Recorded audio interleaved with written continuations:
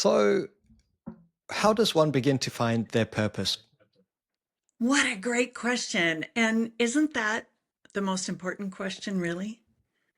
I mean, we're here for a reason.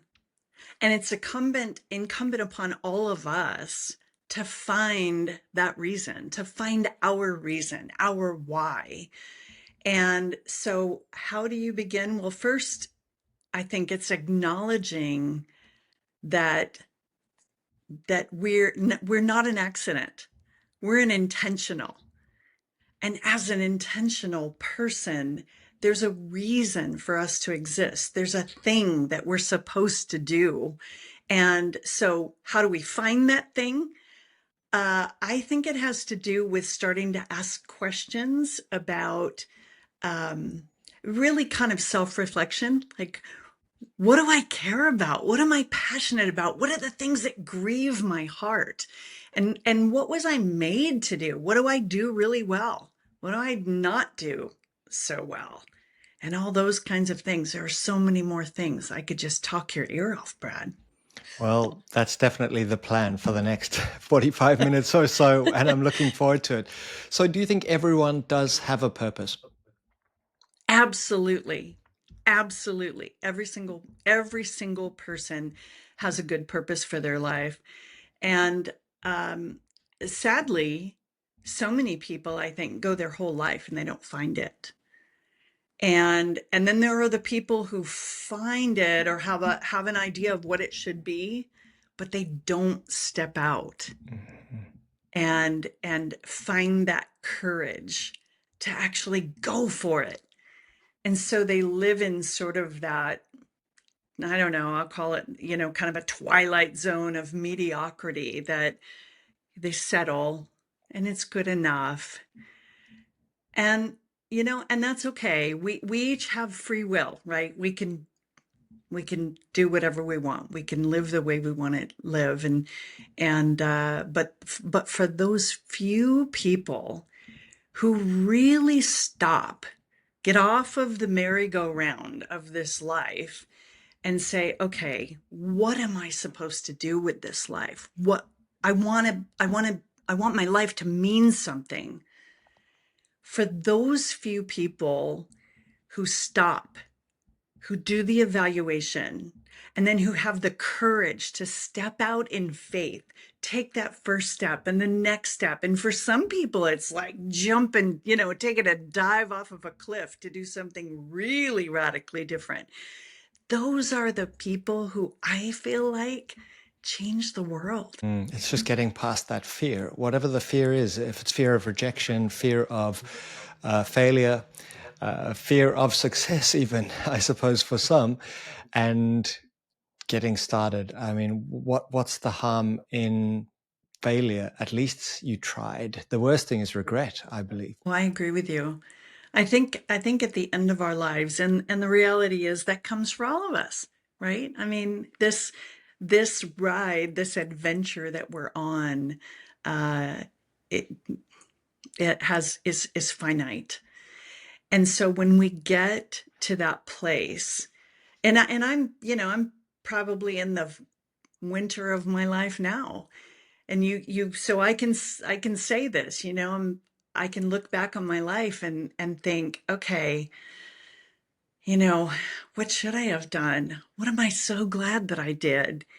And getting to that place and then having regret about not having at least tried to do the thing we felt called to do, or to even, you know, get off of that merry-go-round long enough to try to figure out what it is. Yeah, I think that regret must be a hard pill to swallow. And I think that is one of the regrets of the dying. There's a book by Bronnie Ware, and she analyzed and spoke to countless people in palliative care, and found that that's one of the major regrets, is not leading a life that was true to myself. And this Mm. brings us back to making sure that we do. I think a lot of the stress that we see out there is when people are living someone else's purpose, whether it's the purpose of an organization or what they're told that they should be doing, and so forth, rather than actually discovering their own. But before we go into some tools, how did you become interested in this type of topic? Can you tell us a little bit about your background? Oh, Brad. Okay, so I was I I was existential when I was 6 years old or whatever. I was born to people who didn't want me. And so my mother left me with a neighbor when I was a little bitty girl and asked the neighbor to babysit while she went shopping, but she moved away and she never came back. And my father moved on with his life. And so I was left in the care of extended family members. And it was a mentally ill man and an alcoholic and addicted woman. And so I I grew up feeling like I was trash to be thrown out, like I was worthless. I was unloved. Nobody would ever love me. There was no reason for me to be alive. And yet here I was alive. And so I think I was thinking about, I probably couldn't have said it this way, but I was thinking about purpose from the very beginning. What in the world am I here for? Am I just an accident of biology that, it just happened and these people didn't want me? But, in reading about, for example, Helen Keller, reading Viktor Frankl's Man's Search for Meaning. I mean, I was reading these things actually when I was a little girl, and I remember thinking, okay, there was something that Helen Keller said, and I would probably misquote it, but something like, I'm one, but still I am one. I am alive. I'm breathing, and let me do the best with what I have. And I thought, if Helen Keller could try to do the best with what she had, with the profound limitations that she had in her life, well, then surely I could figure something out. And uh, and that sort of leads me into um, one of the first things that somebody can do to try to find their purpose is find somebody to help. Find somebody else to help. When I began to look for ways to help other people, I felt like there was value to my life. Now, I have to say, it wasn't altruism when I was, 10 years old and walking door to door and asking, can I wash your dog? Can I cut your grass? I wanted to eat, and we didn't have a lot of food. So I was trying to make money. But I realized in that process of what can I do for you? What help do you need? That there was a life to be made in that. That goes to that goes to kindness, that goes to anticipating what people need. Sometimes they don't even know what they need. If you think about a patient who comes into the emergency room and then been in a car accident or they're unconscious for whatever reason, they don't know what they need, right? But we hope that emergency medical personnel can figure out what that person needs. Well, we can do a version of that in our lives where whoever is in our life, if it's our neighbors, our coworkers, our supervisor, our family members, the people we're closest to, just looking around and seeing what needs to be done, and seeing how somebody needs help and offering help to that person. And then if we can do it without expecting anything in return, uh, it's such a beautiful thing. And in that journey, we very often find the thing that we really enjoy doing, the things that we're passionate about doing, and finding the intersection between what we really care about, what we're really passionate about, and what we're able to do is a beautiful place to be. Yeah. And if at some point you can generate some income to support you on your journey of life, even better, because then your passion and purpose and financial security all align. But I think it's so important what you said is we often think purpose is out there and it has to come to me if I just connect the dots. But what you're saying is just go and find someone to help, and purpose may emerge as a result of that. Yes. Yeah. Mm. And I actually would go so far as to say it does emerge. It does emerge. I don't think it's May. I think it will, but there's a time frame in there. It's not like you go one time and volunteer to serve food at the homeless shelter, and in the first 10 minutes you're going to know your purpose. Nah, it doesn't work that way. I wish it did. It would be wonderful if we all, were some kind of a prodigy and everybody knew, the 4-year-old child who can sit down and play Beethoven on the piano. Okay, we know what the purpose is. We know the gift that's been given to that person. But most of us are not some kind of a prodigy. So finding our gifts, learning what we're good at, is almost a process of elimination, right? Because there are going to be things that we volunteer to do and we go, oh, okay, anything but that, right? Yeah, never again. Yeah.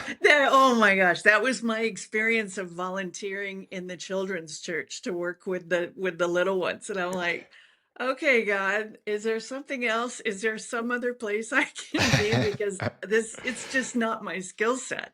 Yeah. And so, sometimes you learn, oh, okay, not that, check that off. It's something else. But it's so important to keep trying.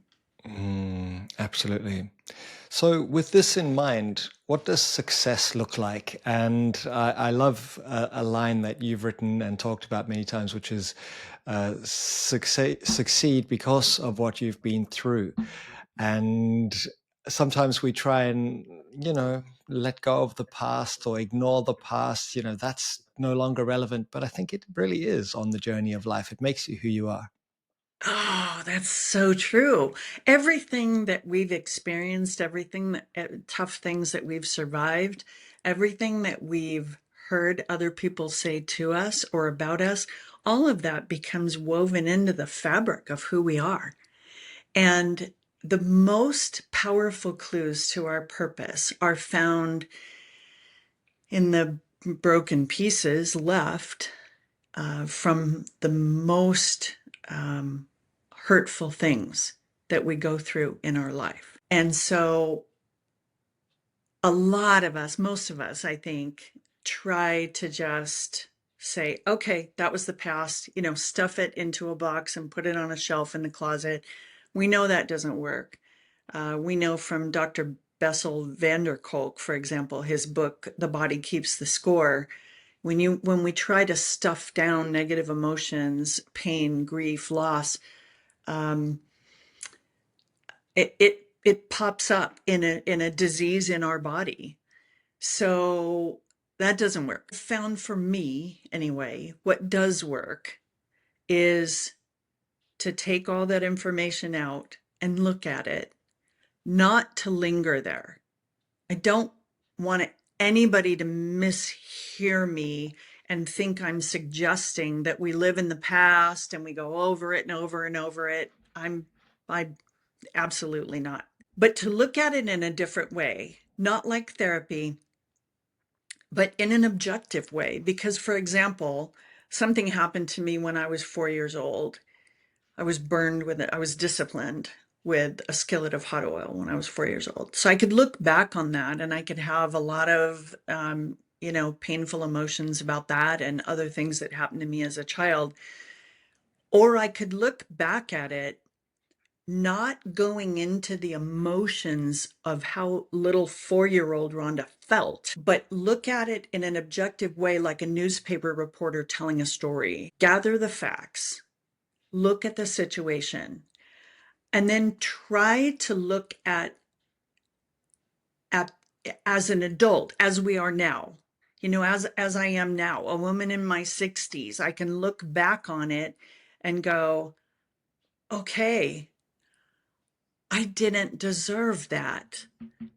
What could I have done that could have, that was the consequence? It doesn't make sense, right? So then I can say, okay, the people who did that weren't right. They they they weren't right. So I now can remove that from me as a shameful thing because I didn't cause it. And that's so incredibly important. A lot of us walk around with the same exact emotions that we had about when we lost somebody and we were 8 years old. When our best friend moved away when we were 10 years old. And so we go back into that the emotions from then. But as an adult, much later, going back and looking at circumstances and being able to say, okay, I survived this. I'm strong. I'm resilient. Uh, I can get through anything. If I could get through that, I can get through anything. And it's a shift in our thinking. And it's a powerful shift. There are some things that we can look back on, the hard things that happened, where we can see character traits that were developed in us as a result. So, for example, I grew up in poverty, so we just didn't have money. A lot of times we didn't have food, and so learning how to figure out, okay, who wanted their car washed, who needed their grass cut, to make money. Well, that was resourcefulness. I figured out how to make money even as a little kid.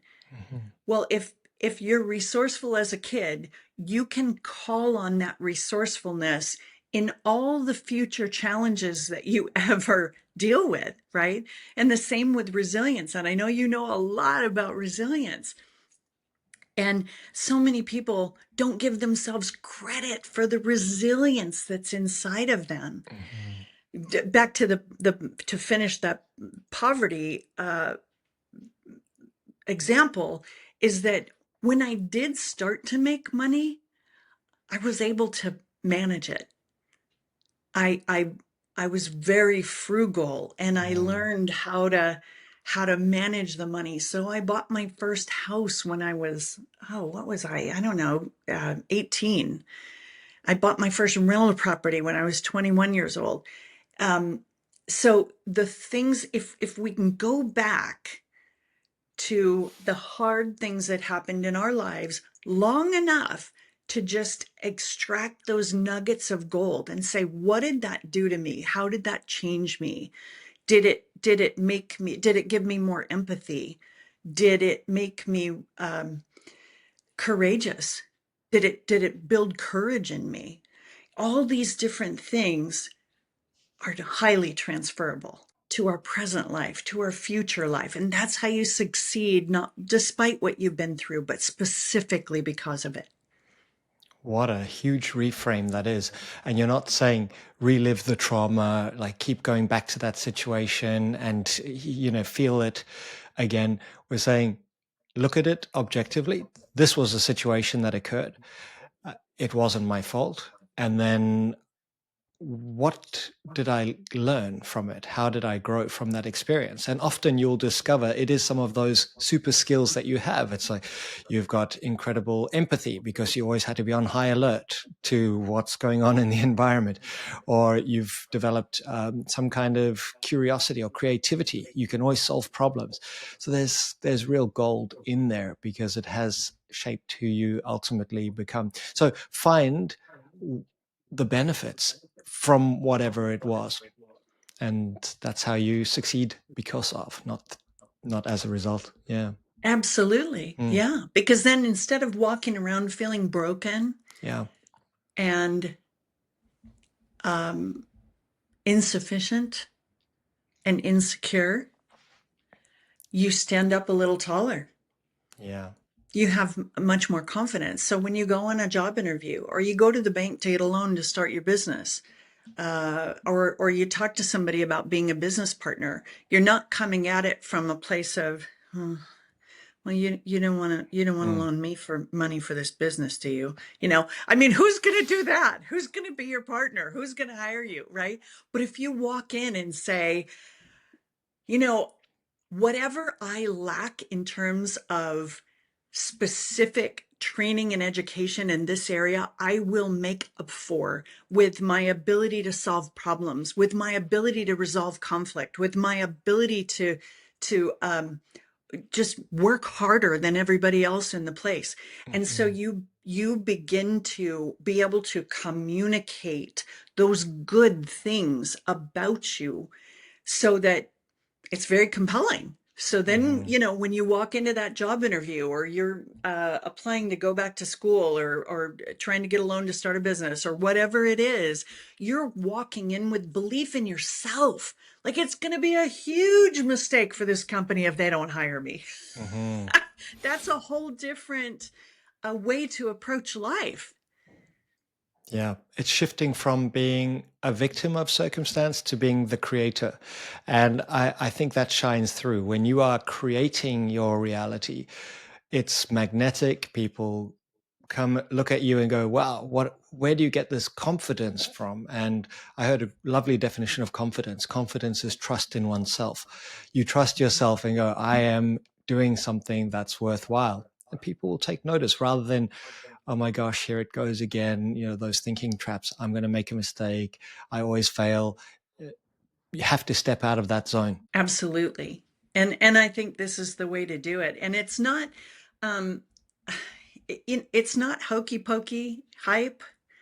You know, it's not.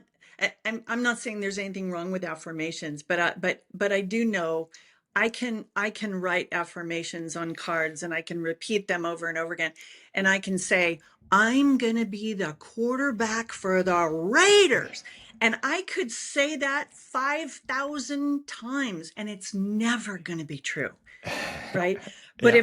if I write down the things that I brought out of the hard times of my life, my personality traits, my character traits, my work ethic, my empathy, the way I see the world, my perspective, my desire to help people who are where I used to be, because I get it and I've been there and I know how hard it is. I wouldn't change. And this is a lot of people are going to say, "Ah, well, she's just nuts." But I'm at a place in my life now where I can honestly say I wouldn't change what I went through, because I think it made me a better, stronger, more caring person than I ever could have been if I hadn't gone through hard things. Mm. I agree. And by now, many of the listeners may have read my new book. We have the same publisher, and they would have discovered that, yeah, through that adversity, it was in fact critical for me to get to where I am. I don't know if I would have made it here without that early adversity and the challenges that came along with it, and then the subsequent growth that occurred. So we need it.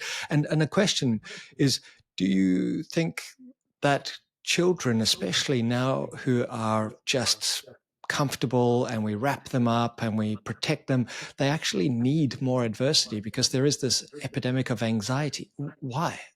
When life is safer than it's ever been. Maybe we do need more challenges in our lives, especially as young people. Mm. Yeah, that's really interesting. You made me think about something that I think it was Malcolm Gladwell. Is that his name? I think Yeah. so. Who wrote about, I can't think of which book this is in, but he talked about a study that the Federal Aviation Administration did on plane crashes, and how they looked. This was about the people who actually were in the plane, not so much the mechanics, not so Oh, much the wow. engineering. So I was very surprised.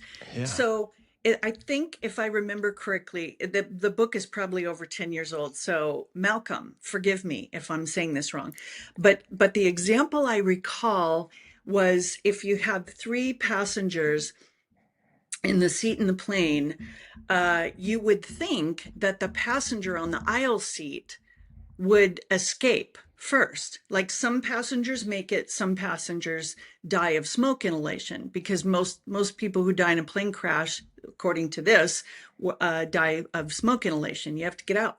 So you think aisle seat guy is going to survive because he's the closest to the door, right? But in this study, aisle seat guy is found dead, sitting in the seat, seatbelt on. Middle seat guy, seatbelt is undone, but he didn't make it out. Window seat guy, who should be trapped behind all these people, is sitting in the bar in the airport having a beer, like trying to get over it. And I remember reading this going, oh my gosh, successful survivors of childhood trauma are like window seat guy, because we will survive no matter what. We will bring people with us. And the bottom line of the study, of the FAA study, was that people who had experienced previous trauma, they're in a situation, a crisis situation, and their mind goes, what have I been through before? How did I get out of it before? What did I do? What did I do? How do I do it now? So people who, to your point, kids who haven't had, they've been in bubble wrap, and so they haven't had, these any adverse experiences. Not that I wish anything bad on any kids, but hopefully your listeners will understand what we're trying to Yeah. communicate here. I'm not talking about abuse. I'm talking about falling off a bike and scraping your knee. Mm. And even being able to ride your bike, right? uh, if you've survived some stuff, then you're going to have that mindset that says, oh, I'm getting out. It's just a matter of if I can get you, throw you over my shoulder and get you out too, but I will survive. And I think about, okay, so aisle seat guy who's found dead, seatbelt still intact. What happened in his head? Did he get trapped with, I don't know what to do. What am I doing? What am I supposed to do? Oh no, what? And then dead. Smoke inhalation, right? Yeah. If you only have so many seconds, you don't have the luxury of time to go, what do I do now? You just act. Yeah, from a nervous system perspective and from a resilience perspective, it makes perfect sense. A freeze response such as that happens when you, according to your nervous system, there is no, the safest thing to do is to do nothing. Whereas someone who's practiced, and again, we don't wish trauma or serious adversity to anyone, but if you've never experienced even a little bit of adversity, your nervous system won't know that there are other options. You could flee, you could fight, you could just focus and get out of there calmly. That's what a first responder or someone who's really practiced, someone in the military would do. Calmly, just get out of there. And it is practice that enables you to take action rapidly in those moments. I always feel like I'm great in a high stakes situation. You can rely on me. I don't hesitate. And I think that comes partly as a result of being in high stakes situations. So there's a tendency to want to solve problems, solve every problem for our kids. And I've found, even with my daughter, sometimes, she's upset about something. I have this urge to just go and resolve it. But sometimes it's better to actually just wait, leave her alone, give her some space. And she comes out so much more positive as a result of having gone through a little challenge by herself, worked through it without needing me to come and give guidance. And she makes fun of me. She goes, "Oh, here we go. We're going to have some scientific talk now." and that's and so it's actually better just to step back, fall off the skateboard. It's okay. Don't sweat it. Let's just keep on going. Whereas a lot of the time, you're lucky if they're even out there on a skateboard, to be honest. Yeah. Exactly. Yeah. I think to be a successful parent is to teach our kids how to think, Mm-hmm. how to problem solve, how critical thinking, how to figure things out, figure life out. And yeah, wait, I mean, your example of, giving your daughter time, that's great. And asking questions, so what do you think the best way to deal with this situation is? Yeah. Or can you think of 3 ways? And then so, opening up that creativity. Can you think of 10 ways that you could deal with this situation? Okay, so then what do you think are the top 3 ways, right? So you're teaching the young person, or if you're an employer, you're teaching your employee. But the beautiful thing is, Brad, when the other person comes to the conclusion themselves, oh, that's a huge success. Yeah. Yeah, for sure. Now, you've written several books. One of them is about happiness. Perhaps you could share for people who are out there, when you ask people, what is it that you want? 90% will say happiness, and you say, what does that mean? And they have no idea. It's kind of, is it one version of happiness is it is a temporary relief from suffering. That's a definition that was given to me by Ooh. someone. It's kind of a Buddhist philosophy. Whereas on the other end, it's joy or some of those experiences. What would you say to someone who says, how do I be happier? Oh, that's such a great question. So I wrote the book 30 Days to Happiness because we see so many people who are so unhappy, Mm, such a high percentage of people on antidepressants. And I'm not against that.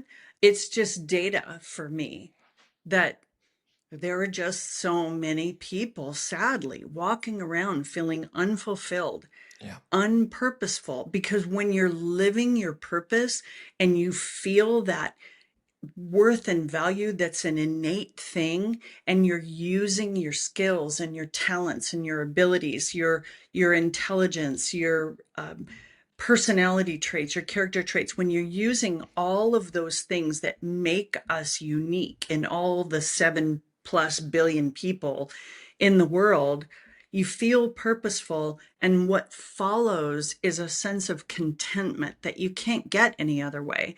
That's real happiness. I try to make the distinction with people about happiness and joy. So happiness is so superficial. It's so fleeting. I can be happy right now. You can be happy. The phone can ring. It's bad news, or the refrigerator just broke down, or the toilet's overflowing. I mean, anything can happen, and you're not happy anymore, right? Hmm.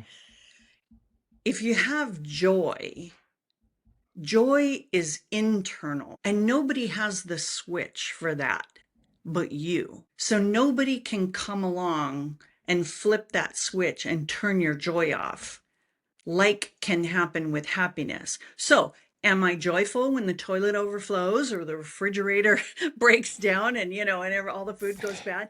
No, I'm not joyful about it, but I can get through it with a smile on my face, going, "Okay, well, this is inconvenient," but you move forward.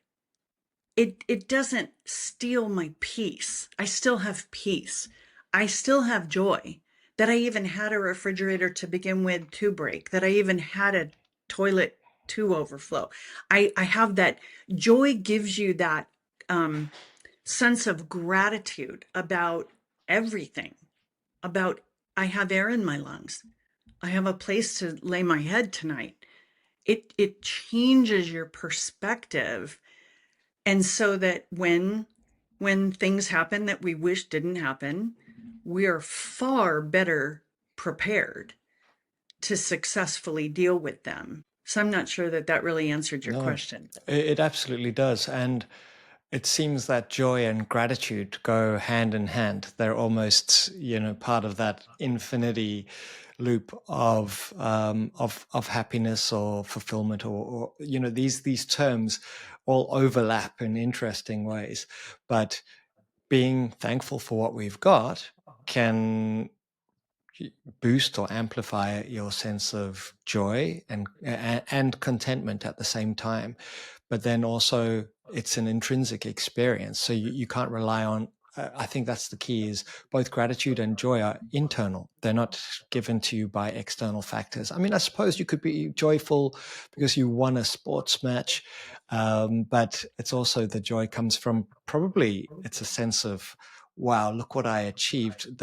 I overcame all of that adversity and I'm so grateful for it. Yeah, yeah. Mm, That's a part of it.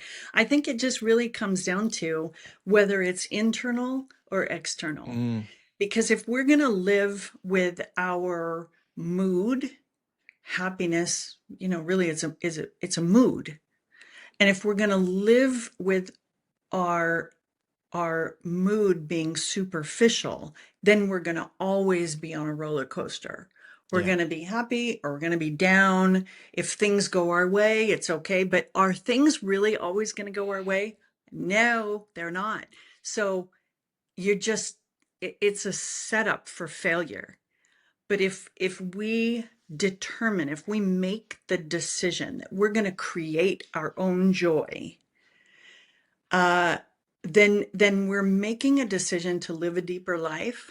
We're making a decision to live a more consistent, contented life instead of, you know, diving into the depths Hmm. of depression every time things don't go our way, because it's guaranteed that things are not going to always go our way. So it's a way, I think, to set ourselves up for success. What about kindness as a practice? How important is Ah, that? I wrote 2 books on kindness. I feel so strongly about it. There's I think in our culture we tend to conflate being polite with being kind. And being polite is good. I'm not suggesting that it's not. But,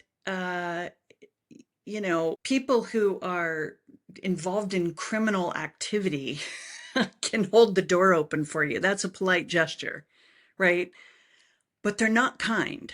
They're not doing it out of a sense of kindness. Hmm. And so I think it's important to distinguish being polite, observing the norms of society, and being truly kind. And kindness is a condition of the heart. And so you can ask yourself, well, am I really kind, or am I just, well, by saying, okay, am I doing this kind thing, or am I anticipating doing a kind thing because of what that person can do for me? Am I trying to earn their favor? Am I trying for that person to reciprocate? Am I hoping they'll reciprocate? Or am I being kind because of what this person can do to me? Maybe it's a boss. Oh, I'll get the boss coffee in the morning to get Mm. on that person's good side, and maybe I'll get the promotion, and maybe I'll be the last one fired if people are laid off or whatever. So is there a motive? And so when we ask ourselves and we find ourselves doing something kind for someone who can do nothing to us and do nothing for us, and we're not expecting anything in return, that's true kindness. And when we do that, it boosts our joy. I love how you said amplify. It really amplifies our joy. And so when you live a life of kindness, that when you the second kindness book was Kindness Quotient. If you become a kindness ambassador, is what I call it. And you just decide that you're going to live a life of kindness. And your kindness is not going to be conditioned on whether or not I like that person, whether or not I think that person is a good person. I'm just going to be kind. I'm just going to be kind to everybody. It changes us. I think it changes other people as well.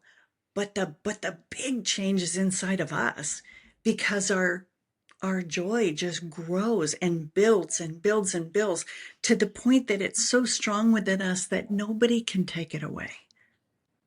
Nobody can diminish it. Mm. I think sometimes people are afraid of being kind. How will it be received? And we've just got to get over that. I know I've had moments that I subsequently regretted where there was someone who needed some help, usually someone who may be homeless or is struggling in some way. And despite wanting to just buy them a coffee or give them some cash, you just go, it's awkward. I'm not quite sure. And I think in those moments, just do it. There's a sense that if you feel the urge, don't delay, just do something. And if the person says no, thanks, that's not the end of the world. Exactly. Yeah. I think we think about, are we going to look weird? Are we going to be rebuffed? Is it going to Hmm. be, is it then going to be awkward? Okay. Well, I mean, I'm not worried about it. Hmm. You just move on and you share your kindness with the next person. Yeah. So, I mean, if somebody doesn't receive it, then I would say, well, okay, move on. You Hmm. know, we don't want to continue to, if it's making somebody else feel awkward or whatever, we don't want Yeah. to do that. But Hmm. there are people too, Brad, that they can't they can't reciprocate. People who have, let's say, a chronic illness, or they have chronic pain, or somebody with some kind of dementia or some other cognitive impairment, and they just literally can't, or they don't have the bandwidth to be able Hmm. to do it, or they don't have whatever it is. That's where I think it's so incredibly important for us to be kind, be good humans without expecting anything in return, without expecting even a smile, without expecting a thank you. Don't get offended if somebody doesn't receive it, or they don't receive it the way you thought they should, or whatever. We have such a tendency, I think, to automatically get offended. And that's a great way to diminish your own happiness right Hmm. there. Like, Yeah. to walk around offended. Yeah, that's a recipe for disaster, isn't it? I mean, that is Right? a mindset that needs to be unraveled. It should just be, I mean, I get it. Some people do feel that life is against them, but it's not going to get you very far if you're just waiting to be offended by something. Exactly. I mean, really, some people go just, from one thing to the next. And what a sad life, right? To Mm, feel like a pinball in a pinball machine. Like you're just, mhm, everywhere you go, you're getting hit. And that's not a way to live.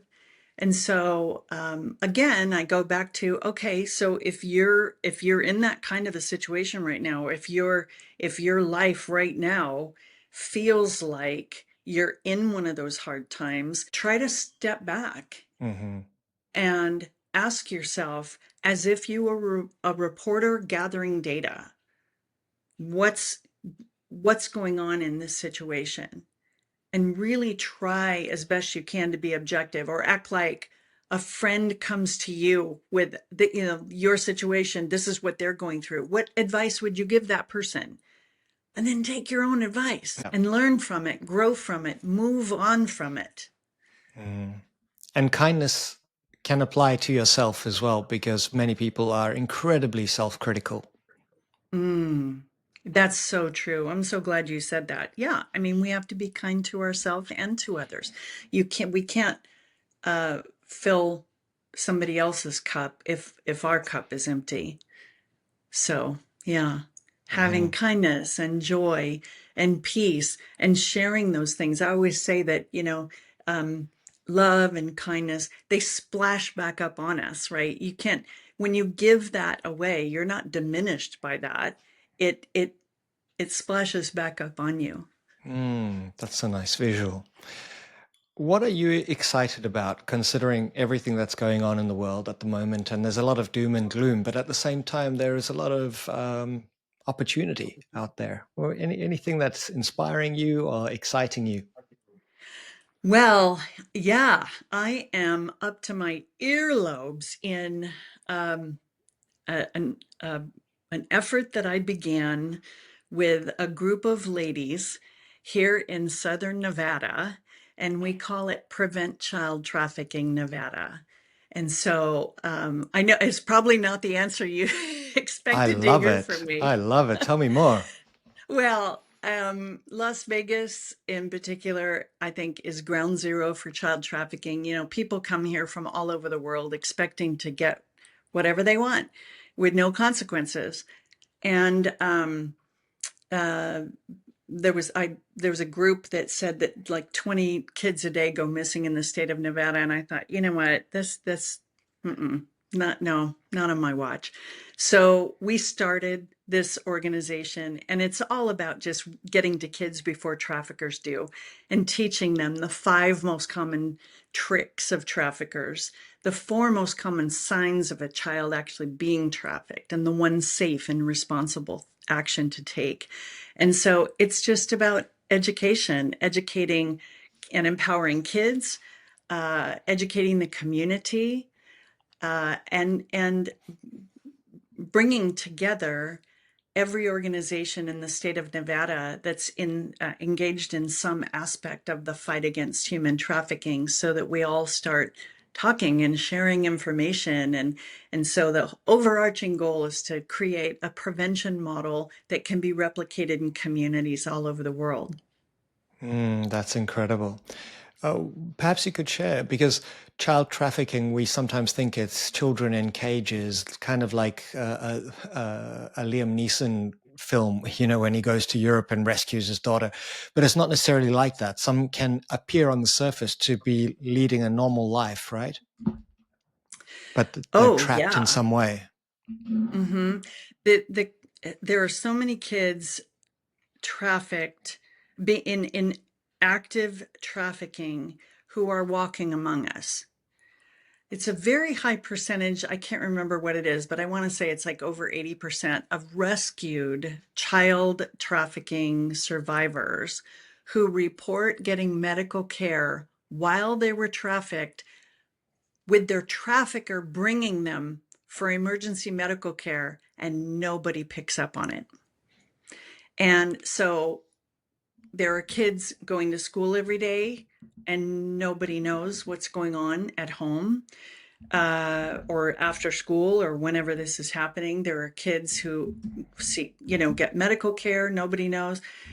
Trafficking sometimes is happening in homes, in neighborhoods, and neighbors maybe see people coming and going, but they don't say anything. So if we don't know what to look for, we don't know what to do, then people just turn away from it. So our Prevent Child Trafficking is just really all about saying, wait a minute, we can prevent this. This is not brain surgery. We know what to do. It's all about having the courage to take the action. And the bottom line of it is, if everybody everywhere would put this number in their phone. Well, I shouldn't say everywhere. In the United States, we have a number, 233733, that if we just take a picture, if you see something that doesn't look quite right, it doesn't sit right with you, it looks like a 12-year-old wearing 3-inch heels, like the child is dressed wrong or out too late at night, whatever it is that gives you kind of that, I don't feel good about that. We can take a picture. We can text it to 233733. That goes to the FBI. The FBI notifies local law enforcement, and they can investigate. And then a trained person is investigating. If it's nothing, it's nothing. If it's something, and we save a child's life, Mm, right? yeah. That's the ultimate. But most of us walk past. Well, we're looking at our phone. We're not even making eye contact with other humans a lot of the Hmm. time. I'm guilty of it too. Yeah. But looking up and looking around, and going full circle back to when we started about, paying attention to other people and what they need, and finding somebody to help. This is a very powerful thing that we can do, that not only helps people, but it actually can be life-saving. I love that. How can people find out more and potentially support your initiative? Thank you for asking. It's preventchildtraffickingnevada.org. So I know it's long. Excellent.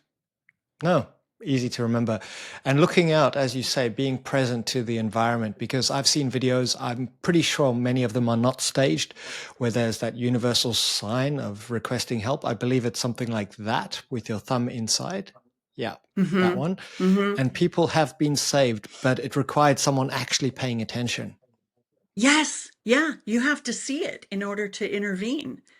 Yeah, And I always tell people, like, be careful about intervening. We want law enforcement to investigate. We yeah, want law enforcement to do their thing.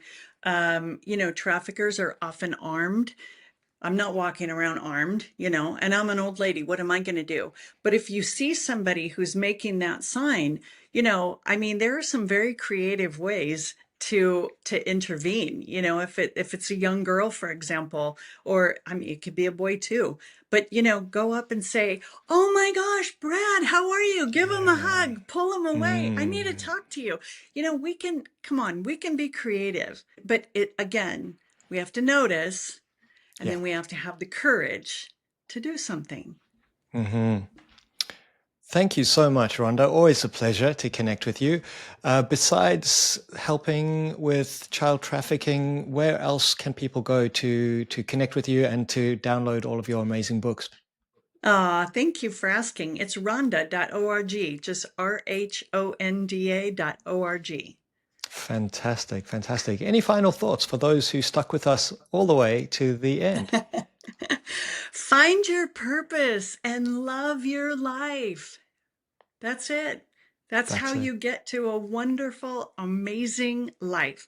Because when you start looking for your purpose, buckle up, buttercup, because amazing things start happening. You meet the right people, you get invited to things that you wouldn't or normally, it would never otherwise come your way. And you just don't know what's going to happen, but it's good. It's all good.